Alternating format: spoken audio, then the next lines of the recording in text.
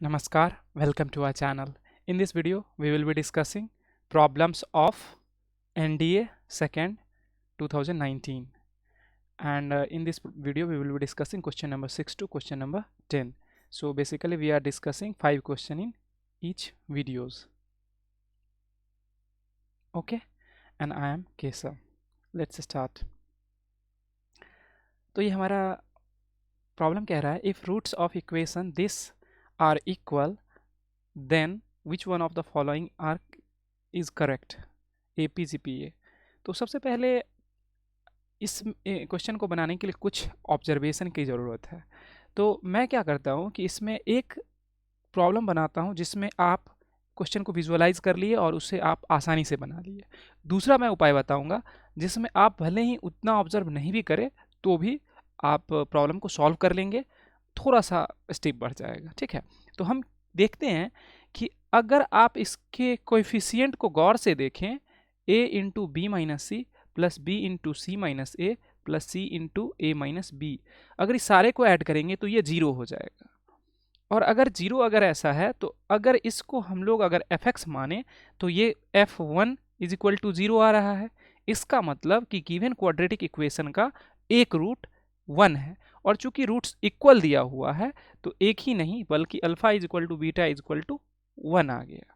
अगर आप ये ऑब्जर्व कर रहे हैं तो क्वेश्चन आपका बहुत इजीली बन गया। तो देखिए क्या है, अल्फा अगर दोनों ये है तो alpha plus beta is equal to minus B upon A. तो अगर बी वाले पार्ट को हम रखें तो उस अल्फा प्लस बीटा क्या हो जाएगा, 2 हो जाएगा, और उसको हम बी अपॉन ए कर देंगे। Alpha beta is equal to C 1 और is equal to C part upon A. तो हम लोग क्या करते हैं कि देखते हैं कि क्या हमारा कैलकुलेशन करने से आता है। सी इंटू ए अपॉन बी माइनस सी, दोनों ही हो सकता है, बट चूंकि इसमें 1 है तो हमारा कैलकुलेशन नंबर नहीं आएगा, तो हम इसको प्रेफरेबली यूज़ करेंगे। दोनों में से किसी से भी आ सकता था रिजल्ट। तो a into b minus c is equal to c into a minus b. अब अगर इसको हम थोड़ा सा सिंप्लीफाई करें, a b minus a c is equal to a c minus b c. अब हम ए सी को उधर भेज दें और इसको इधर ले आए, तो A B plus B C is equal to twice A C, और इसमें से अगर b कॉमन ले लें तो a plus c is equal to 2ac और b is equal to 2ac upon a plus c. Clearly अगर ये देखें तो ये कैसा है, ये हार्मोनिक मीन है a और b का। इसका मतलब ABC जो है वो ऑब्वियसली HP में होगा। लेकिन इसको हम दूसरे तरीके से भी सॉल्व कर सकते हैं, और सॉल्व करेंगे तो हम लोग ऑलमोस्ट इसी रिजल्ट पे पहुंचेंगे। बस हम करने का क्या है कि अगर मान लीजिए आपको ये रूट अगर 1 नहीं दिखा तो भी कोई बात नहीं है, हम इस हर एक टर्म को इसको मान लेते हैं a, इसको b और इसको c मान लेते हैं। तो a plus b plus c is equal to 0, और रूट्स अगर इक्वल है तो हम जानते हैं d इज इक्वल टू 0 होगा, यानी कि बी स्क्वायर, यहाँ पे हम कैपिटल B यूज कर रहे हैं, minus 4ac is equal to 0। और b को अगर हम यहाँ से निकाले तो ये क्या हो जाएगा, माइनस a प्लस सी, और इसका जब स्क्वायर करेंगे तो ये square minus 4ac is equal to 0, और ये माइनस जब स्क्वायर करेंगे तो ये प्लस हो जाएगा, तो a प्लस सी का whole square minus 4ac is equal to 0। अब हम इसको a प्लस बी का होल स्क्वायर माइनस 4ac को हम लोग लिख सकते हैं a माइनस सी का whole square is equal to 0। इसका मतलब a is equal to c. तो हम भले ही रूट को बराबर नहीं कर पाए, a इज इक्वल टू सी आ जाएगा, और a इज इक्वल टू सी से हमको यही टर्म मिलेगा। और जब हम इसको सिंप्लीफाई करेंगे तो बाय डिफॉल्ट हमको ये आएगा, और यहाँ पे ये वाला कन्फ्यूजन भी नहीं रहेगा कि हम कौन सा कर रहे हैं। तो दोनों मेथड में इसमें स्टेप बढ़ रहा है, इसमें स्टेप थोड़ा कम है, तो इसमें थोड़ा सोचना ज़्यादा है। तो ओवरऑल ये आपका कॉल होगा, क्योंकि आप किस चीज़ में कॉन्वीनियंट हो ये आपको आप पे डिपेंड करता है, और दोनों में से कोई चूज़ करके आपको करेक्ट आंसर लाना है, और वो भी टाइम के साथ। ठीक है, अगले प्रॉब्लम में चलते हैं। हाँ, एक सिंपल सा प्रॉब्लम है, बस हमको इसमें मॉड के डिफिनीशन को यूज़ करना है। तो देखिए, x square minus 3x plus 2, अगर इसका मॉड अगर हम लें, mod greater than x square minus 3x plus 2। अब यहाँ पे इनइक्वलिटी है, अगर हम केस 1 लें केस 1 जब x square minus 3x plus 2 greater than 0 हो। अगर ये ग्रेटर देन 0 होगा तो हम इस एक्सप्रेशन को क्या लिख सकते हैं, x square minus 3x plus 2 greater than x square minus 3x plus 2। इससे हमको कोई सॉल्यूशन नहीं मिलेगा, क्योंकि सेम क्वांटिटी एक दूसरे से बड़ा नहीं हो सकता। इक्वलिटी अगर रहता तो मैं इक्वलिटी का सिंबल यूज करता और उस केस में इक्वलिटी वाले पार्ट के लिए इक्वेशन बराबर हो जाता, तो हम इस रीजन से भी हमको कुछ सॉल्यूशन आ जाता। लेकिन चूंकि इससे हम जो हमारा आउटकम आ रहा है वो फिजिबल नहीं है, इसीलिए हम इसको डिस्कार्ड कर देंगे। तो हम केस 2 देखते हैं। केस 2 में क्या है, अगर x square minus 3x plus 2 अगर लेस देन 0 हो तो हमको क्या लगाना पड़ेगा, बाहर में एक माइनस लगाना पड़ेगा। Minus 3x plus 2 greater than x square minus 3x plus 2। अब ये माइनस है तो इसको मैं लेफ्ट हैंड साइड ले जा रहा हूँ, तो लेफ्ट हैंड साइड ले जाऊंगा तो ये क्या हो जाएगा, 2x square minus 3x plus 2। अगर इसको मैं फर्दर लिखूं तो ये 0 से less than x square minus 3x plus 2, और जो हमारे कंडीशन से एकदम मैच कर रहा है कि हमारा ये गिवन टर्म जो है वो 0 से छोटा है। तो इस रीजन में कौन सा आ जाएगा, तो अगर हम इसको सिंप्लीफाई करें तो x minus 1 into x minus 2 less than 0 आएगा। अगर आप इसको सिंप्लीफाई करेंगे, नहीं है मतलब एकदम इजी सा है, आप करके देखिए। तो अब हम क्या करेंगे, जो हमारा पॉइंट आया उसको हम मार्क करेंगे नंबर लाइन पे 1 2, और जब तक हमारा ऑड पावर हो, 1 1 पावर है इसका मतलब हम साइन को एक जगह चेक करेंगे और फिर फ्लिप कर देंगे पॉइंट के अलॉन्ग। तो हमारा 0 वाला पॉइंट क्या है, कॉन्वीनियंट पॉइंट क्या है, 0 हमारा इस तरफ होगा कहीं पे।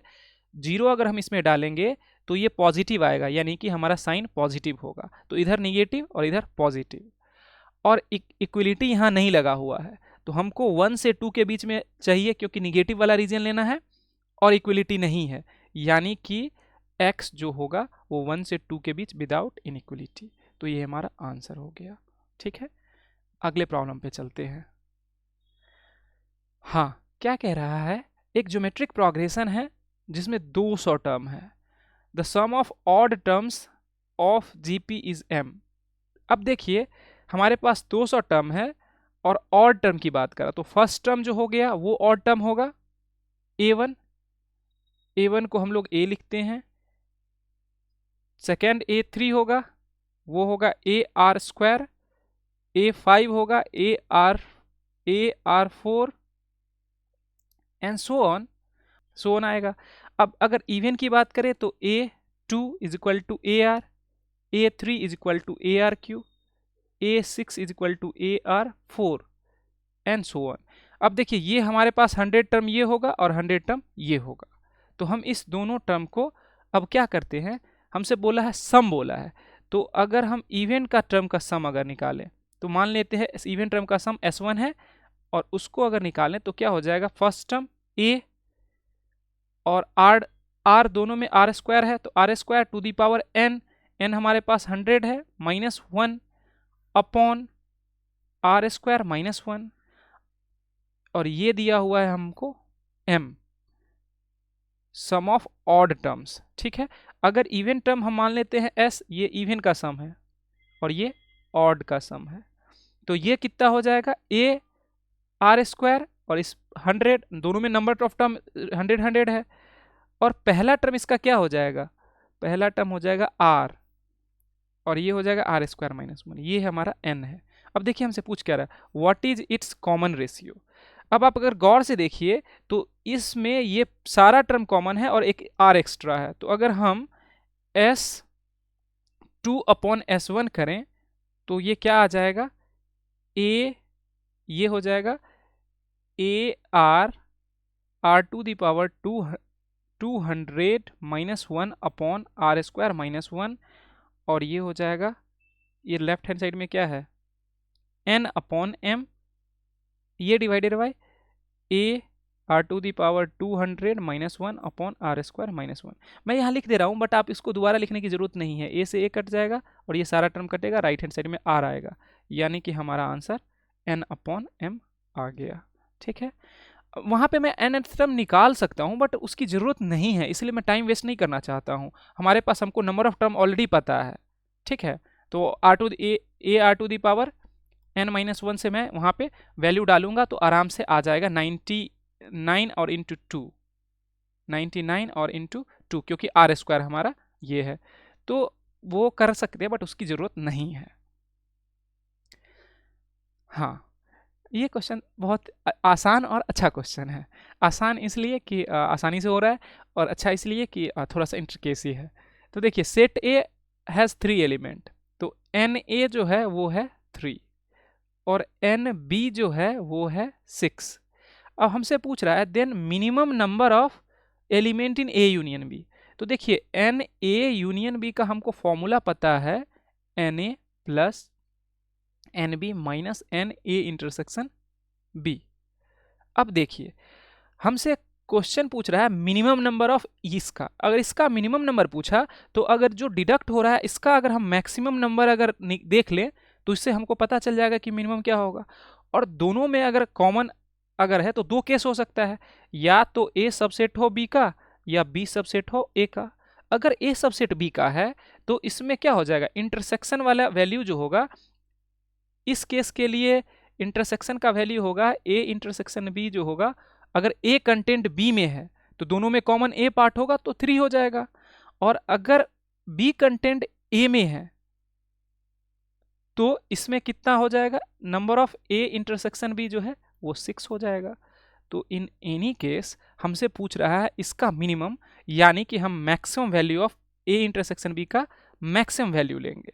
तो हम इसको लिखेंगे 3 + 6 - 6 इज इक्वल टू 3। तो मिनिमम वैल्यू जो होगा ए यूनियन बी का वो 3 होगा। ठीक है, अगले प्रॉब्लम पे चलते हैं। बहुत अच्छा क्वेश्चन है। अच्छा क्वेश्चन इसलिए है कि इसमें थोड़ा सा कंसेप्ट है। अब देखिए, इसको अगर हम आप टाइम बचाना हो एग्जाम में आप कर सकते हैं, सच्ची बता रहे हैं, एग्जाम में आराम से कर सकते हैं। इसमें हमको सीधे हम लिख सकते हैं number of diagonal of a polygon is equal to n into n minus 3/2। और हम इसमें n का वैल्यू कितना पूछा, ऑक्टागन है तो 8 इंटू 5/2 4 तो 20। तो हमको आंसर पता चल गया 20। लेकिन अगर आप मैथमेटिक्स में इंटरेस्टेड हैं और आप चाह रहे हैं कि इसके कंसेप्ट को सीखें तो मैं 1 मिनट स्पेयर कीजिए और मैं आपको इसका कंसेप्ट बताता हूँ। देखिए, अगर हम कोई भी एक रेगुलर एक पॉलीगॉन ले लेते हैं, मान लेते हैं हेक्सागॉन ले लेते हैं एक, ठीक है। अब देखिए, अगर हम इस पॉइंट का नाम दे देते हैं ए, इस पॉइंट से अगर हमको डायगोनल चाहिए तो हम क्या किस किस पॉइंट को नहीं ले सकते हैं, इस पॉइंट को और इस पॉइंट को। यानी कि अगर ए पॉइंट है तो इसका एडजॉइनिंग पॉइंट अगर बी है और सी है तो इसको भी नहीं ले सकते हैं, इसको भी नहीं और इसको भी नहीं। डायगोनल के लिए हमको इसको इसके एडजॉइनिंग के अलावा किसी पॉइंट को चूज करना पड़ेगा, तभी जाके वो डायगोनल बनेगा, अदरवाइज वो डायगोनल नहीं बनेगा। दूसरी बात कि ये सारे पॉइंट के साथ हो रहा है, तो हम अगर डायगोनल लिखना चाहें तो n इंटू n माइनस 3 लिख देंगे। लेकिन हमको ध्यान रखना है कि जब हम यहाँ से लेके अगर सारे पॉइंट तक जाएं, जैसे आप अगर इस पॉइंट पे आए, इस पॉइंट पे जब आए तो इस पॉइंट पे जब डायगोनल कैलकुलेट करेंगे तो ये भी काउंट हो जाएगा। इसी तरीके से इस पॉइंट पे आएंगे तो ये भी काउंट हो जाएगा, इस पॉइंट पे आएंगे तो ये भी काउंट हो जाएगा। इसका मतलब कि सिंपली सोचिए ना, एक डायगोनल का 2 एंड है और दोनों एंड को हम काउंट कर रहे हैं, तो हमको एक ही बार काउंट करना है, तो हम ऑब्वियसली 2 से डिवाइड कर देंगे। तो हमारा जो फॉर्मूला है वो ऐसे बनता है, और इसमें हम वैल्यू डालेंगे और हमारा आंसर फ्रैक्शन ऑफ सेकंड में आ जाएगा। इस वीडियो में इतना ही। Thanks for watching this video. Subscribe कीजिए, लाइक कीजिए, शेयर कीजिए, और आप अपने कमेंट को हमारे कमेंट सेक्शन में ज़रूर बताइए, क्योंकि उसी से हमें पता चलेगा कि आपको कैसा वीडियो लगा। और अगर अच्छा कमेंट है तो आप नहीं भी बताइएगा तो ज़्यादा फ़र्क नहीं पड़ेगा, क्योंकि मान के चला कि आपको अच्छा लगा। बट अगर कोई अगर निगेटिव कमेंट है but sincere, negative but sincere, अगर सिंसियर निगेटिव कमेंट है तो जो आप ज़रूर लिखिए, क्योंकि उससे हमें इम्प्रूवमेंट करने का मौका मिलेगा।